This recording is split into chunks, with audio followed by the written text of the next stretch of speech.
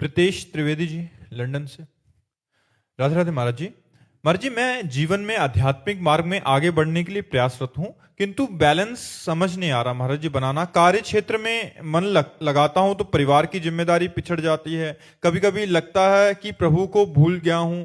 मतलब महाराज जी, इन सब में इतना ज्यादा नहीं, इसमें परेशानी क्या है?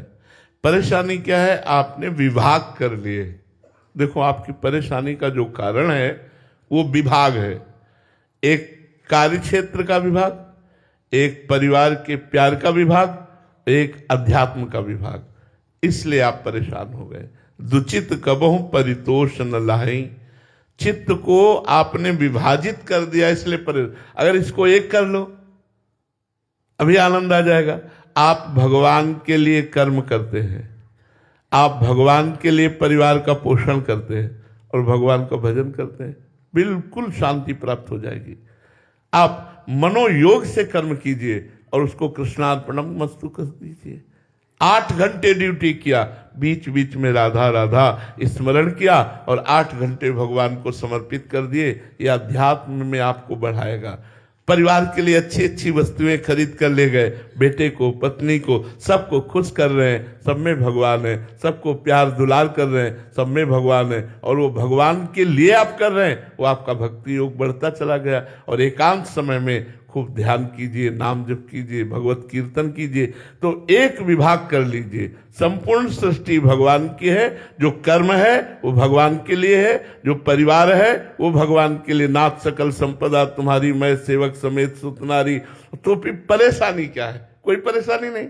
अब बताइए क्या परेशानी? गुरुजी, जैसा आपने बताया हुआ है, वो 8 घंटे कार्य करने के बाद वो समर्पित करता हूँ भगवान को। वो उस समय लगता है जैसे भगवान को तो भूल ही गया, कार्य ही समर्पण कर रहा हूं, लेकिन भगवान की तो याद नहीं की। अच्छा, हम आपको बंबई भेजते हैं और अपने लिए कहते हैं कि अमुक चीज लाओ, बंबई में मिलती है, तो आपके दिमाग में वो चीज रहेगी और बंबई की यात्रा रहेगी?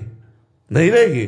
बंबई की यात्रा और वो चीज जो हमने मंगाई है, लेकिन मूल में इसके ऊपर क्या है? महाराज ने मंगाई है। वो ध्यान विस्मृत नहीं होगा और वो ध्यान भी नहीं करोगे, लेकिन ध्यान में आपके रहेगा बंबई का मार्ग और वो वस्तु, लेकिन उसके ऊपर मूल में क्या है? महाराज ने मंगाई। आप खुशी खुशी जाओगे, बंबई से वो वस्तु लाओगे और जब ला के दोगे कुछ याद नहीं रहेगा। और आपसे पूछा जाए कि आपने भजन साधन वृंदावन धाम छोड़कर आप बंबई गए और वस्तु लाए, आपको कैसा लगा? आप कहोगे छाती हमारी ठंडी हो गई, क्योंकि आज हमने गुरु आज्ञा का पालन किया।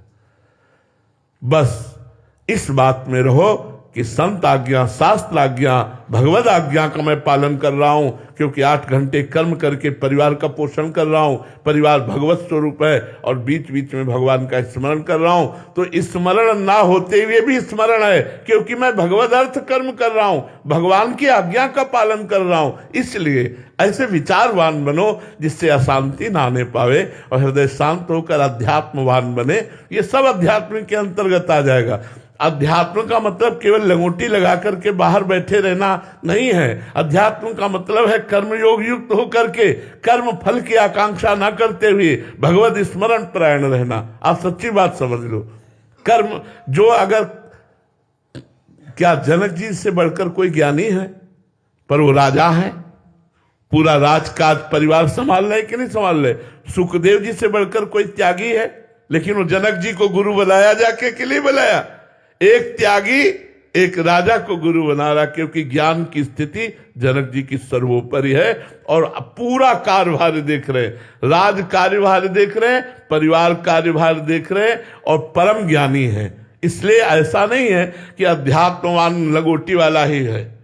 अध्यात्मवान पैंट शर्ट वाला भी हो सकता है, अध्यात्मवान धोती कुर्ता वाला भी हो सकता है, क्योंकि वो अध्यात्म अंदर की वस्तु है। अंदर उसका चिंतन क्या चल रहा है, अंदर के चिंतन को, समर्पण को संभालो, पूरे के पूरे भगवान के बन जाओ, तो हर कार्य आपका भजन हो जाएगा। ठीक है? हाँ, उसको विभाग मत करो, नहीं तो फिर परेशान हो जाओगे। जी।